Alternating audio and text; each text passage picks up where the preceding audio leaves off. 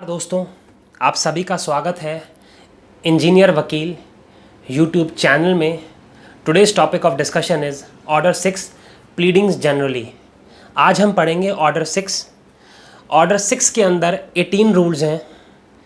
मैंने इन 18 रूल्स को 3 major heads में डिवाइड किया है, जिससे कि हमें बेयर एक्ट के सारे रूल्स को, इन 18 रूल्स को पढ़ने में, समझने में और याद रखने में in the long run certainly बहुत हेल्प मिलेगी। So in this particular page which is in front of you, हम हेड 1 की बात कर रहे हैं कि प्लीडिंग्स का स्ट्रक्चर क्या होगा, and then I will tell you the regarding the second and third heads. Second head है कि जो अदर फॉर्मेलिटीज़ होंगी, because head 1 structure of pleadings की बात कर रहा है। इस स्ट्रक्चर के बेसिस पे हम प्लीडिंग्स अपनी ड्राफ्ट करते हैं। सारे rules regarding the drafting of pleadings हैं, और इनकी ड्राफ्ट इन रूल्स के हिसाब से जब हम ड्राफ्टिंग कर लेंगे, देन जो अदर फॉर्मेलिटीज़ होती है लाइक साइन करना, एड्रेस मेंशंस करना, वेरिफिकेशंस, एंड देन जब वो फॉर्मेलिटीज़ पूरी हो जाएंगी, तो अगर कोई भी चेंजेस करने हैं, अमेंडमेंट्स करनी है इन प्लीडिंग्स में, for that we will discuss the third head. But before getting into all these 3 heads, हमें ऑर्डर 6 रूल 1 पढ़ना है, जिसके अंदर लिखा है what is the meaning of pleadings. Pleading means plaint और रिटन स्टेटमेंट। बेयर एक्ट में प्लीडिंग का मतलब लिखा है प्लेंट और रिटन स्टेटमेंट, लेकिन प्लीडिंग्स प्लेंट और रिटन स्टेटमेंट तक रिस्ट्रिक्टेड नहीं है। Rather रेप्लिकेशंस, रिजॉइंडर्स, set of claims and counter claims, ये सब प्लीडिंग्स में आते हैं। तो अगर पीटी में क्वेश्चन आता है कि प्लीडिंग इंक्लूड व्हाट्स, तो सिर्फ आपको प्लेंटिफ और रिटन स्टेटमेंट तक रिस्ट्रिक्ट नहीं रखना अपना आंसर। रेप्लिकेशंस, रिजॉइंडर, सेटअप और काउंटर क्लेम्स भी प्लीडिंग्स में इंक्लूड होते हैं। सो नाउ, जैसा मैंने कहा था कि हम फर्स्ट हेड की बात करेंगे रिगार्डिंग स्ट्रक्चर्स ऑफ प्लीडिंग। इस स्ट्रक्चर को इसका दो में डिविजन हैं, what will be the form and what will be the content. So सबसे पहले हम फॉर्म की बात करते हैं, जो कि ऑर्डर 6 रूल 3 के अंदर दे रखा है कि प्लीडिंग्स का फॉर्म क्या होगा। सो अपेंडिक्स ए दे रखा है शेड्यूल के अंदर ऑफ द सीपीसी। जहां जहां वो अपेंडिक्स ए एप्लीकेबल है, हम अपेंडिक्स ए को यूज करेंगे, लेकिन जिन केसेस में अपेंडिक्स ए एप्लीकेबल नहीं है, वहां पर जो फॉर्मेट होगा, हमारा जो फॉर्म होगा प्लीडिंग्स का, that should be as nearly as possible with respect to the appendix A. So now जब हमने फॉर्म अपना सिलेक्ट कर लिया, what will be the form for drafting of the pleadings, अब हमें देखना है कंटेंट क्या है। एंड कंटेंट फर्दर डिवाइड हुआ है 2 वर्टिकल्स के अंदर। कुछ सेट ऑफ रूल्स है जो कि बात करते हैं कि कब कब हमें पर्टिकुलर्स 100% मेंशन करने, that is mandatory for us, and कुछ रूल्स हैं जहां पर हमें पर्टिकुलर्स मेंशन की जरूरत नहीं है। सो हम स्टार्ट करते हैं ऑर्डर 6 रूल 2 से, जो कि ब्रॉडली क्या कहता है कि कैसा कंटेंट होना चाहिए प्लीडिंग्स का।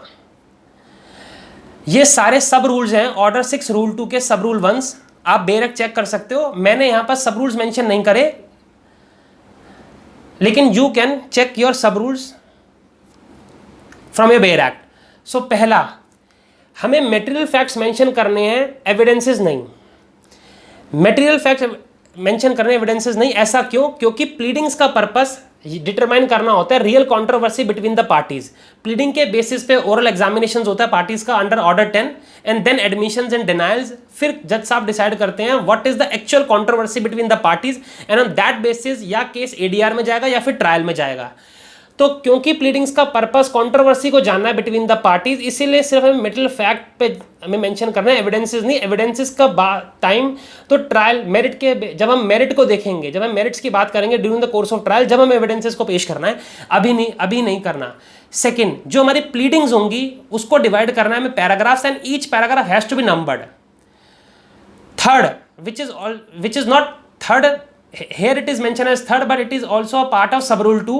जितने भी हमारे पास ईच एलिगेशन, जितने भी हमारे एलिगेशन है, लेट्स जस्ट से प्लेंटिफ के पास 5 allegation against the defendant, each allegation has to be written in separate paragraph. And the last sub rule of order 6 rule 2 is जितने भी डिजिट्स होंगे, like sums, like dates, like amounts, वो digits के अलावा हमें words में भी लिखने हैं। जैसे कि हम बैंक में चेक भरते हैं, तो जो अमाउंट होता है उसको हम डिजिट्स में भी लिखते हैं। फॉर दैट हमें वो वाले वर्ड यूज करने which is known as alphabets. इधर तो नंबर्स में होगा, आपको डेट्स, आपको सम, आपके नंबर्स जितने भी न्यूमेरिकल्स होंगे उन सबको आपको वर्ड्स में भी लिखना है, जिससे कि दोनों चीज़ें सेम होनी चाहिए, कि जिससे कि क्लैरिफिकेशन होना है किस चीज़ को मेंशन करना चाह रहे हैं। नाउ अब हमने समझ लिया कि कंटेंट क्या है, मटेरियल फैक्ट लिखना, एविडेंसेस नहीं, पैराग्राफ नंबर, पैराग्राफ जो प्लीडिंग्स होनी चाहिए वो डिवाइड होनी चाहिए पैराग्राफ में, each paragraph is to be numbered and each allegation has to be written in separate paragraph and then digits into words. Now अब कुछ रूल्स हमारे हैं जो कि मैंडेटरी करते हैं कि हमें पर्टिकुलर्स मेंशन करने हैं, like order 6 rule 4। Order 6 rule 4 ये कहता है कि जब भी हमारा केस ऐसा है, प्लेंटिफ का केस ऐसा है कि उसे डिफेंडेंट के खिलाफ ये एलिगेशंस लगाना है कि मेरे खिलाफ मिसरिप्रेजेंटेशन हुआ है, या फ्रॉड हुआ है, या ब्रीच ऑफ ट्रस्ट हुआ है, या अनडू इन्फ्लुएंस हुआ है, या विलफुल डिफॉल्ट हुआ है। ये लिस्ट एग्जॉस्टिव नहीं है, अगर लाइक कॉन्ट्रैक्ट फ्रस्ट्रेट हुआ है तो उसको भी आपको मेंशन करना पड़ेगा। जब आपको ऐसा मेंटल इंटेंशंस मेंशन करनी है, इन दैट केसेस आपको स्पेसिफिकली अपनी प्लीडिंग्स में लिखना है कि मेरे साथ मिसरिप्रेजेंटेशन हुई है, फ्रॉड हुई है, या ब्रीच ऑफ ट्रस्ट हुआ है, या अनडू इन्फ्लुएंस हुआ है। सिमिलरली ऑर्डर 6 रूल 6 बात करता है कंडीशन प्रेसिडेंट की। कंडीशन प्रेसिडेंट का मतलब ये है कि जैसे आप प्लेंटिफ ने प्लेन फाइल करी अगेंस्ट द डिफेंडेंट, तो कुछ केसेस में जो प्लेंटिफ का नेचर ऑफ रिलीफ ऐसा है कि उसको पहले यह साबित करना पड़ेगा कि जो उसके पार्ट का उसका पार्ट था, he has performed his part. Like उसने एक बिल्डिंग का बयाना दिया और उस बिल्डिंग के अंदर मेंशन था डिफेंडेंट की तरफ से कि स्विमिंग पूल होगा या फिर ओपन बैल्कनी होगी, and then I will pay this extra amount for these things। so plaintiff को ये स्पेसिफिकली लिखना है कि मैंने वो अपना एक्स्ट्रा अमाउंट पे कर दिया है स्विमिंग पूल के लिए या फिर इस बैल्कनी के लिए, लेकिन अब मुझे वो चीज़ मिल नहीं रही।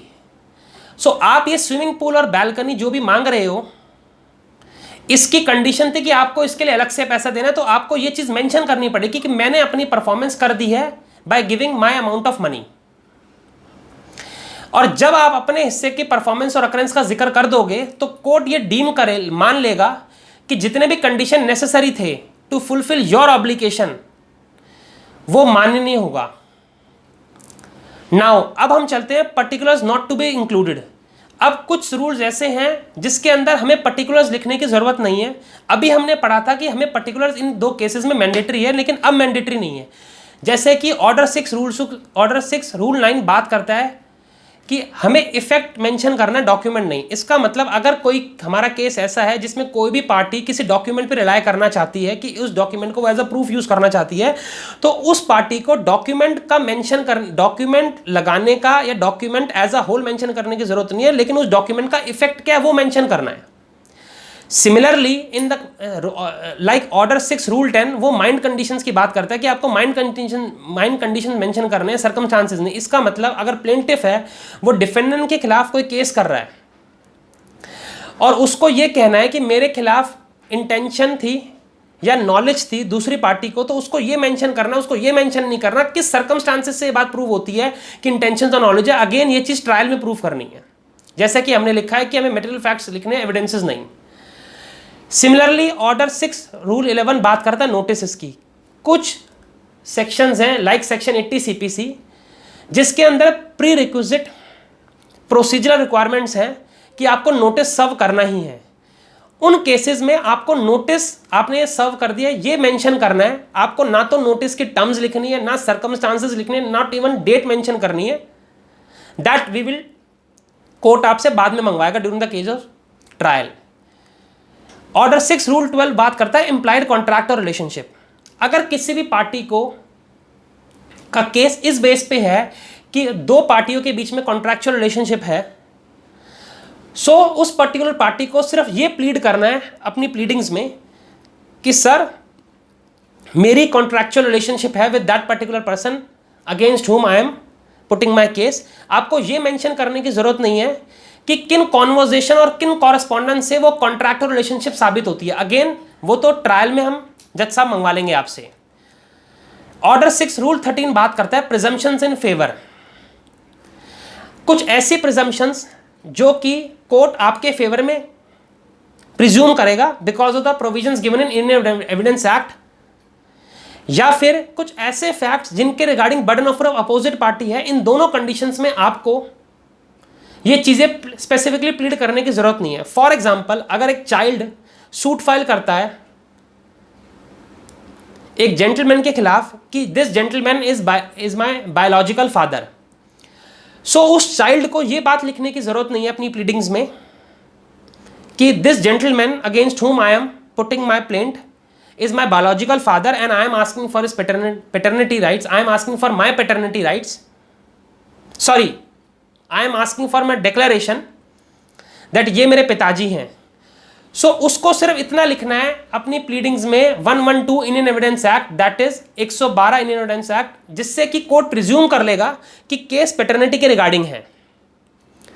उस बच्चे को ये नहीं साबित लिखना अपनी प्लीडिंग्स में स्पेसिफिकली कि ये केस पैटर्निटी का है। Are you getting my point? क्योंकि कोर्ट वो चीज़ प्रिज्यूम खुद ही कर लेगा। सो ये हमारा फ्रेंड्स स्ट्रक्चर था, पहला हेड था, जिसके अंदर मैंने आपको बताया कंटेंट और फॉर्म है मेजर दो चीज़ें। कंटेंट फर्दर डिवाइडेड है कि कहाँ पर हमें पर्टिकुलर्स लिखने के लिए कह रहे हैं रूल्स और कहाँ पर हमें नहीं लिखने। अब हम पढ़ेंगे second and third head. Second head बात करता है अदर रिक्वायरमेंट्स की and third regarding the amendments. So second hand है अदर फॉर्मेलिटीज। अब जब आपने अपनी प्लीडिंग्स को ड्राफ्ट कर दिया as per all the rules and provisions which we have discuss just now, अब जितनी भी रिमेनिंग फॉर्मेलिटीज हैं like signing, mentioning of address and verifications, वो इस हेड के अंदर आती हैं। ऑर्डर 6 रूल 14 बात करता है कि after you completed your pleadings, drafting of your pleadings, आपको अपनी प्लीडिंग्स साइन करनी है। लेकिन अगर आपने साइन नहीं करा तो ये मटेरियल डिफेक्ट नहीं है, आप बाद में भी साइन कर सकते हो। ये it is not a part of the bare act, this is an additional information other than the bare act. Similarly जब आप साइन कर दोगे, आप ऑर्डर 6 रूल 14 ए कहता है कि आपको अपना एड्रेस भी मेंशन करना है। वो एड्रेस आप चेंज कर सकते हो और जो एड्रेस आप मेंशन करोगे उसे माना जाएगा as a registered address for all the provisions purposes of a civil suit. और उन एड्रेसेस पे जो भी प्रोसेसेस समन्सेस सर्व्ड हो जाएंगे तो ये माना जाएगा कि जिन्होंने वो एड्रेस दिया है वो उनको सर्व हो गए। लेकिन अगर कोर्ट को ये लगता है कि वो एड्रेस रॉन्ग है, फॉल्स है या फिर फ्रॉड है, तो कोर्ट क्या करेगा? अगर प्लेंटिफ ने ऐसा किया होगा तो प्लेंटिफ सूट, तो कोर्ट सूट को स्टे कर देगा। लेकिन अगर डिफेंडेंट ने ऐसा किया होगा तो जितने भी डिफेंसेस डिफेंडेंट की तरफ से आए होंगे उसको कोर्ट स्ट्रक डाउन कर देगा। फिर जिस भी पार्टी ने गलत एड्रेस दिया है या फ्रॉड करा है, वो पार्टी अपना जो एक्चुअल एड्रेस है वो कोर्ट में पुट करेगी एंड देन अप्लाई करेगी to set aside the court's order, जिस कोर्ट ऑर्डर के अंदर स्टे या फिर डिफेंस स्ट्रक डाउन कर दिए। और अगर कोर्ट सेटिस्फाइड हो जाता है कि अब की बार जो एड्रेस है वो जेन्युइन है और not because of any kind of male of ID, पुराना जो एड्रेस था वो कोई फॉल्स और फ्रॉड है, तो court then it becomes a mandatory duty upon the court कि कोर्ट वो ऑर्डर सेट असाइड कर देगा। लेकिन इन सब के बावजूद जो ऑर्डर 6 रूल 14A का सब रूल 8 है, sorry I am not sure about the last sub rule of order 6 rule 14A, आप चेक कर सकते हो। उसके अंदर ये स्पेसिफिक लिखा हुआ है कि जो एड्रेस रजिस्टर्ड है उसके अलावा भी कोर्ट के पास पावर है कि कोर्ट इशू ऑफ प्रोसेस कर सकता है एनी अदर लोकेशन पे। सो ये हमारा रूल्स थे ऑर्डर 614A के अंदर regarding our addresses, and order 6 rule 14 बात करता है regarding the signing. Now very important topic which is order 6 rule 15 verifications of pleading. अब वेरिफिकेशंस ऑफ प्लीडिंग को समझने से पहले हमें यह देखना चाहिए कि वेरिफिकेशंस ऑफ प्लीडिंग्स की जरूरत क्या है। दोनों पार्टीज के पास, चाहे वो प्लेंटिफ हो चाहे वो डिफेंडेंट हो, उनके पास ये राइट था प्लीडिंग्स फाइल करने का। प्लेंटिफ के पास था because of his cause of action and defendant के पास राइट था WS फाइल करने का क्योंकि उसके खिलाफ केस आया है। और हमने पढ़ाया हर राइट के साथ एक ड्यूटी अटैच होती है। सिमिलरली ऑर्डर 6 रूल 15 एक काइंड ऑफ ड्यूटी है पार्टीज के ऊपर कि आपको अपनी प्लीडिंग्स वेरीफाई करनी है। आप कोर्ट आ रहे हो तो एटलीस्ट आपको ये तो वेरीफाई करना पड़ेगा ना कि आप सच बोल रहे हो। और ये वेरिफिकेशंस 3 लेयर्स वेरिफिकेशंस हैं। सबसे पहला जो सब रूल जो रूल 15 का सब रूल 1 है वो ये कहता है every pleading will be verified, has to be verified at the foot. हर प्लीडिंग के पेज पे आप नीचे वेरीफाई करोगे एंड देन ईच पैराग्राफ। हमने ऑर्डर 6 रूल 2 के अंदर पढ़ा था कि प्लीडिंग्स हमारी डिवाइडेड होंगी पैराग्राफ्स में। अब ये सारे पैराग्राफ, जितने भी पैराग्राफ्स हैं, on that those all those paragraph have to be numbered, like ये पैरा 1 है, para 2, para 3, para 4। So every paragraph को हमें इंडिविजुअली वेरीफाई करना है apart from verifications at the foot.